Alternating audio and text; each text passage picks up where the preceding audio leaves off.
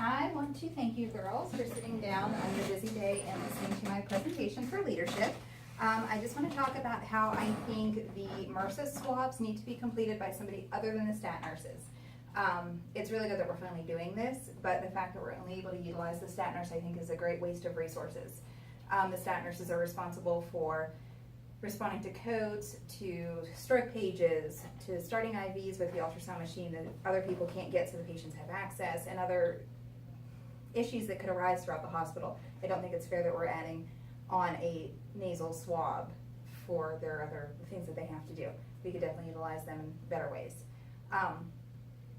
For the other ways to improve patient care by having the bedside nurse or the charge nurse do this, it's going to decrease the amount of time the patients are in isolation.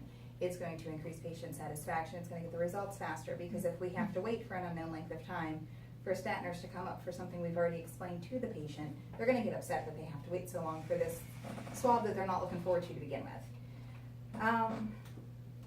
The current process, what we have to do is we have to screen the patient. We have to go through the checklist. If they've had to not have any current cultures for MRSA positive in the last 6 months. They have to have no open wounds and not be on antibiotics that would have affected this result.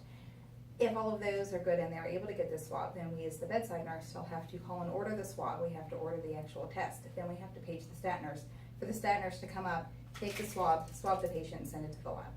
We could definitely handle that part of it and eliminate the stat nurse from having to do this at all. That would be really the only change. There would be multiple benefits by allowing all this to happen. It would increase the amount of swabs that are being able to be done. How many times have we called the stat nurse and said, hey, we need an IV on this patient because we lost access and we're on a waiting list because they have so many other things to do. And it's hours before they come up to do this. We're adding another thing on. It's going to be pushed off the list because that's the least important thing that they have to do. So we could be potentially having swabs missed because they don't have time. In 2014, there was a study presented at the IND press conference that showed a savings of $101,230 a year in a 913-bed hospital by decreasing isolation for old MRSA. We're not quite that big of a facility, but we would have similar savings by having this done.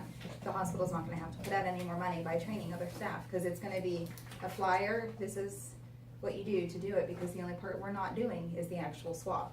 We do nasal swabs for the flu anyway. It's very similar. You just don't go up as far in the nasal cavity as you do for a flu swab. It's expected to increase patient satisfaction because patients are very angry when they come in. They haven't had MRSA for 10 years, and here we are putting them back in isolation. Staff is notorious for not following this isolation anyway, because we don't want to put on gloves and a gown just to go in and talk to a patient or talk to their family because they have a question. So it's proving to also not be very effective for that reason. By taking the patients out of isolation sooner, we're decreasing the risk of DVTs. It is shown, a study showed 17.7% of patients in isolation end up with venous thrombosis versus 3.5% not on isolation, because they're not out ambulating as much, because that's one of the things, is there to minimize the amount of time spent out of the room for fear of passing this along to other patients. It also, social isolation, 37.6% fewer visits by staff, 17.7% less direct patient contact time, and 23.6% less personal visits because patients are in isolation. This can have a long-term effect on their mood, their depression, their healing time, because they're not there as often. There's increased risk of adverse events. You don't notice hyper and hypoglycemic side effects quite as much because you're not in there talking to the patient. You don't notice their slurred words or their sweating. They may not realize it either at first. Because we're not in there, we don't notice it as quickly, and that becomes something we have to treat a lot harder than if they were caught sooner. Med errors by doctors not being in the room as much or as often to talk to the patient to make sure they're ordering the proper medication. The dual clinicians may not be done properly, the dual sign-offs on medications, because they don't want to go into an isolation room. These are all things that can be prevented by getting these patients out of this contact isolation sooner. Increased risk of falls because, once again, the lack of staff being present as much as the patient not in isolation. These are things that can definitely be avoided and decrease the length of stay by being able to get them out of that contact isolation a lot sooner. So my plan is to enable other nurses to complete the swab. If they don't want all the bedside nurses, I think that at least the charge nurses should be able to do this. We get faster results. The stat nurses are able to focus more on the higher priority issues that arise throughout this hospital every day. It won't be costly to the hospital. Like I said, it's something that we already do, just in a different form, for a different reason. I made up these little protocol sheets. It just basically says what we already do, that we have to do the checklist, check to make sure that they haven't had any open wounds in the last 6 months, that they don't have, any positive cultures in the last 6 months, no current open wounds, or currently taking antibiotics.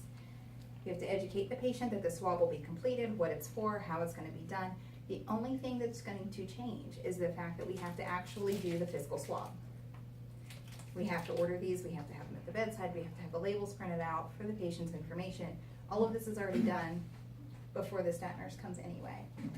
So I think that this would be something that would be very beneficial to all of us and the patients and the hospital in a whole.